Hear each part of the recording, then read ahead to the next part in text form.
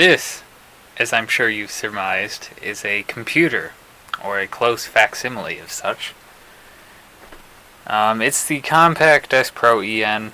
I'm sure you're familiar with it from a previous video. I mean, if you're new here, you're not, but if you've been watching my videos for a while, then you are. It has a 1400 megahertz processor, upgraded GPU from last time. It's a NVIDIA GeForce 8400 GS revision 3, I think. Anyway, it's like whatever the newest one is from that series, and it's actually like a GT210. Still has 512 megabytes of RAM. Optical drive, as you're aware, has been upgraded to a DVD multi-burner, and the floppy drive is sort of the same, because it wouldn't surprise me if I never get a chance to own one of those 2.8 megabyte ones. Okay. Oh, that thing fell out again. But yes, a 160 gigabyte hard drive. And I've condensed it to one cable. In fact, a fancy slimline cable, as you see. Just to improve airflow in this system, because that is one thing that is rather lackluster about this computer, is the airflow. Now, granted, it was never meant to be upgraded this much, but, you know, I've tried my best to improve it. As you can see, the fan for the GPU, which I have added, which if you look closely I'm sure you notice, has been wired into the CPU fan connector. Yeah, that's right there, under this mess. And I do believe that this system controls the fan speed by voltage rather than PWM, as far as I know. So it does make for sort of an interesting thing, how it can effectively control multiple fans. The power supply fan is also controlled by the same way as the CPU fan. And of course there is the rather decent internal speaker and our USB 2.0 card. And I don't think that I have any other, I don't think I have anything populating the third slot. Nope. You can sort of see artifacts for where you would have presumably a local AGP card soldered. This system does not have an external, you know, it's inside the computer, but an external AGP bus. You have to get the big boy model. The Deskpro ENL had the AGP slot. But I mean, the PCI 8400 GS is not too shabby. And you can see our single stick of RAM consisting of 512 megabytes worth of DRAM chips. And that's really all about this computer that I care to get into. And because I did a rather thorough review of it for the Windows Vista video that I did a little while ago. I don't feel like putting the cover back on, so we'll just turn it on and head over here to the screen type device. And today, I've neglected to mention until now, amazingly, but we're going to be running antiX Linux on this. I've already installed it. That was a bit of a pain. At first I originally was going for Q4 OS, because that's what I normally use, but I was having problems with that, and I wound up having the same issues with this. Basically what was happening is I was installing the bootloader to an extended partition, which seems to be troublesome. And sometimes when you first turn it on, it doesn't like to post. It's something to do with the PCI, because it only does it with PCI cards in the system. But it doesn't happen very often, so I don't really mind it that much. Yes, the cover is open. But, yeah, basically the bootloader was getting installed to an extended partition, and it didn't like that too much, and it didn't see it. Because I guess there's some limitation my friend explained to me. But you can see The Vista bootloader, which also controls XP Home Edition's bootloader, is present as an option. And then there's the antiX 19.1 Marielle Franco, I think. Oh, shoot. Oh, okay. I gotta restart this. Because the VGA flag, I forgot I didn't permanently set it, so I need to edit that out again.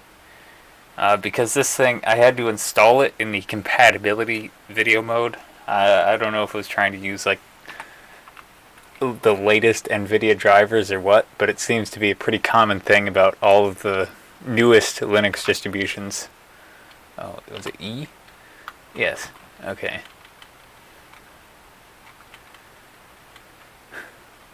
So basically, oh, that's one big line. That's why I can't do that. Very barbaric text editor, I suppose, but it does get the job done. One of these times I'll have to set it permanently, but if you're installing Linux, antiX, or anything else on any more modern of a system, I wouldn't expect you to have these problems. Let's see, is there a no mode set in here? That's something I also need to remove. No, okay.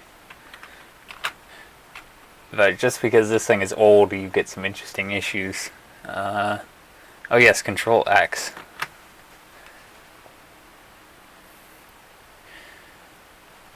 Now, whenever I try to install the official NVIDIA Legacy version 340 drivers for this card, for some reason the display manager just crawls into a hole and dies. Let me try to remember the error. Something about the NVIDIA driver is not responding to interrupts or something like that. Found some stuff on the internet about how to fix that, supposedly, but none of it seemed to help. It seems to be a PCI specific issue. I think I'm running Nuvo. However, it's not running very well, so I'm not entirely sure of that. Oh yes. The interface is a little weird in how it operates. Like I had to press enter instead of tab to move to the next line. The control bar doesn't default to the top, but that's how I set it. As you can see, it's I believe it's called ROX Ice WM is the display manager flavor. I mean, of course, under the hood it's all running on Zorg, but and there is a lot of themes you can choose from. I don't particularly like any of them, but they get the job done, and this one I hated the least. Now, judging by this web browser logo, you might think it's some off-brand thing, but it is Firefox. Not only is it Firefox, but it is a seemingly impossibly new version of Firefox. Now, if you don't know, Pentium 3s lack SSE2, and on the Windows side of things, Firefox has required SSE2 since, I believe, version 49, which was well before Quantum. And the Linux side of things, as far as I had heard, the cutoff was 52, but this is decidedly Quantum, as you can see. And if you go to the help section and about,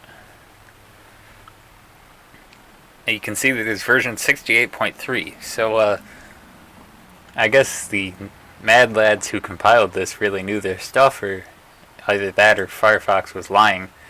It does browse the web reasonably alright. I mean, it is fairly slow, but it is a browser that is designed for new systems, so I would say it's par for the course. And also with how big the modern web is, however, my site isn't really an example of that. Now, of course, the internet is being really super slow tonight, so this loading time isn't actually the computer's problem. But yes, it's rather amazing to me that it does run. I even booted up a a Pentium 2 class system. It doesn't have SSE, but it does have MMX. It was a Mendocino system, and surprisingly, Firefox 58 worked on there. Of course, being a Pentium 2, it took like ages to open it, because not only that, but it was also running from CD, which certainly wasn't helping anything. But as you can see, it is running here, so that is rather interesting. As for non-web browsing stuff, the computer is actually quite reasonably fast.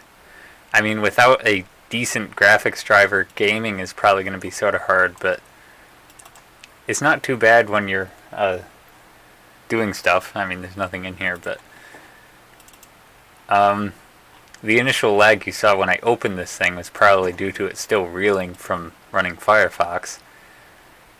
The way the menus work in antiX is sort of strange, I must say, but it does indeed work. Let's see, let's go for something that I haven't tried yet. I have been messing with this thing for a couple of days. I guess we'll see what this YouTube thing is.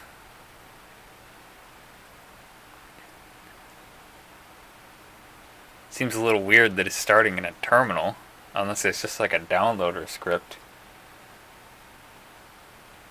Or maybe it's just setting it up, I don't know.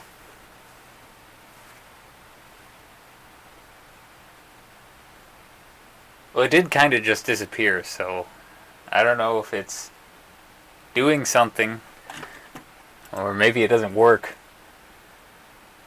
On such an old system and such a new operating system, it's par for the course to just have some stuff that's compiled for SSE 2. Especially multimedia type stuff. Let's see, what else do we got? LibreOffice is not on here. Oh yeah, that was a rather interesting thing. This computer comes with an ad blocker pre-installed. It's not enabled by default, but all you have to do is click a couple of buttons and it's up and running.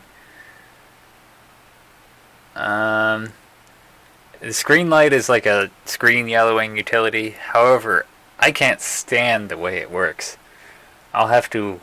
I mean, I doubt Flux will work for me this time, but I can't remember what the tool that I normally use is called on Linux. But it's 1,000 times better than how this one works. NVIDIA X server settings. Let's see what that does. Oh yeah, I am indeed not. I'm using Nuvo. Well, I think I'm using Nuvo. Oh god, we got a Paint application on here.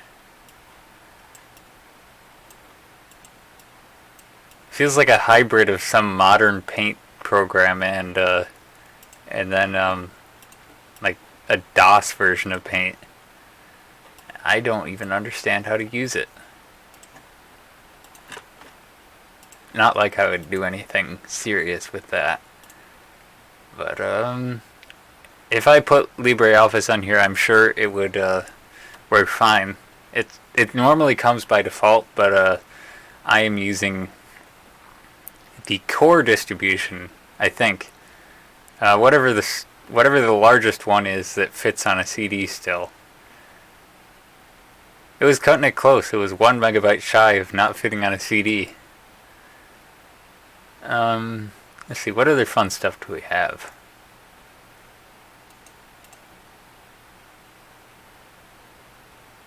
There's gotta be something.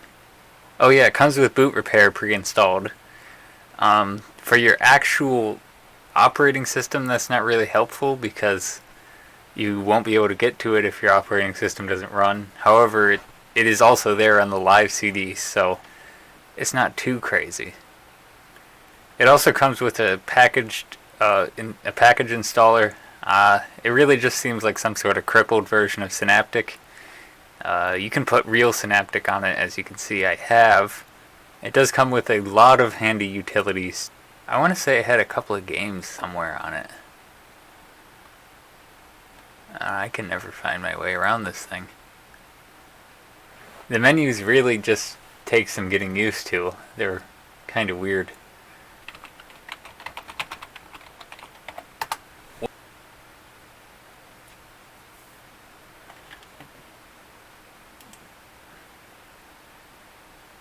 Oh wow, that's a little lackluster. For now, we'll just put that on there.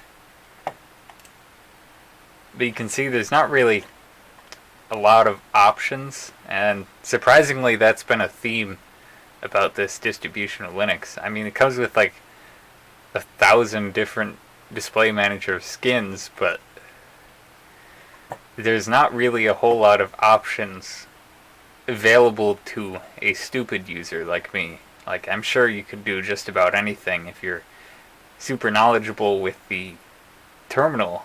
Well, that goes for any Linux distribution, but there's not a lot of upfront options, I guess I'm trying to say. I'll show you the control center, which, if you're anything like me, get out of here.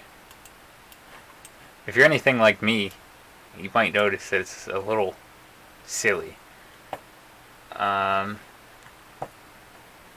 It does come with several wallpapers. I wouldn't call any of them particularly good, but that's just because I don't really like the flat, minimalist look, and that's really all it has to offer. As you can see, it does claim to support both DSL and dial-up, so it is sort of hinting that it's reaching out to people with either older computers or the, older internet styles. But I believe their website, one of their goals said that they were like hardware agnostic, I think, meaning they don't care. It does come with some sort of file sharing thing. I'll get out of here. I've yet to try it because I have no real need for it. I have a network share. Surprisingly, this thing doesn't seem to do screensavers by default. It just does screen blanking, which is kind of annoying. It has the de facto screen resolution utility, and you can change the key map for the session. That's weird. I assume this would... Let's see what this does. Oh yeah. Okay. That's not exactly what I was thinking it was. You can set the boot image. I mean, that's sort of cool. I've never seen a distribution that up front allows you to do so. Geez, thought the monitor over there caught on fire for a second. Forgot they did that. You can make a live USB, and somewhere in here is actually... it might be this, but I think there's like a... You can make an ISO of your installation for later use. Unclear to me if that's like a bootable install CD or if it's more of just like a image that you can use a specified tool to restore to your computer, or what exactly the deal is, but cool nonetheless. PC information, it's basically just a front end that'll run various command line utilities for you. Sound card chooser, and then there's the test sound. Okay, no sound today, I guess. That's unfortunate. I mean, sound previously had worked on this, so I don't know what happened. Oh yeah, there it is, the ISO snapshot. Menu editor edits the stuff in here. User manager, I presume, just adds and removes users. Repo manager, I'm presuming that's like the software distribution, yeah.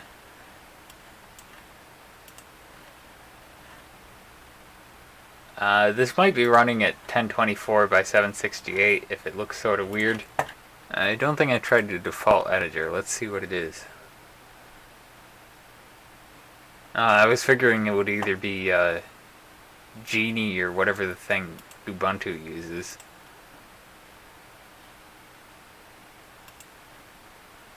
This is, I don't know if I don't think I mentioned it, but this is based on Debian. This one specifically being Debian 10 Buster. Oh, it's still in, that's why I didn't see it, because it hadn't installed yet. Because that crippled package manager, it just is, once again, a fancy front end for command line stuff. Synaptic gets a little more involved and it hides this stuff. Although I believe you can show it if you ask nicely.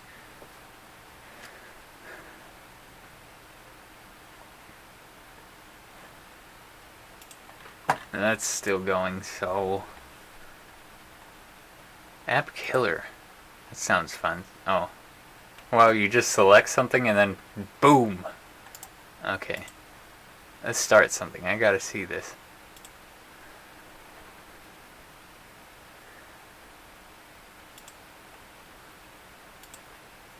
Boom! I find that way too amusing.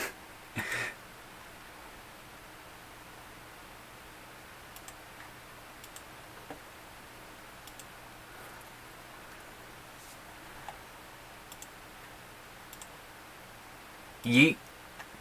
It does support multiple desktops. It seems hard to imagine a Linux distribution without that support because, I don't know, I guess people who use Linux must want that. But you can see it has a rather involved system status thing grafted onto the desktop and also in your taskbar.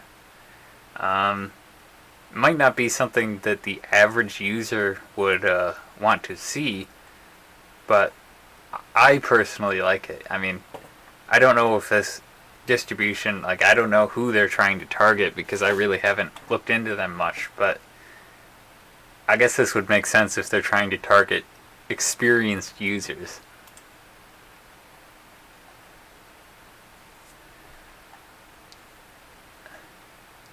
But yeah, that's basically about it for my review of antiX Linux. As you can see, it's not the fastest thing to ever exist, but that's because, you know, it's running on a Deskpro EN, which is, I believe, just barely from the year 2000. So that's really why it might not seem that fast. Of course, if I was able to get a graphics driver installed, that would really help, but I don't know. I don't know if there's an easy way to use an even older graphics driver, because I heard something about 304.134 NVIDIA driver was supposedly good, but I could never figure out how to install that. Fairly standard shutdown menu here.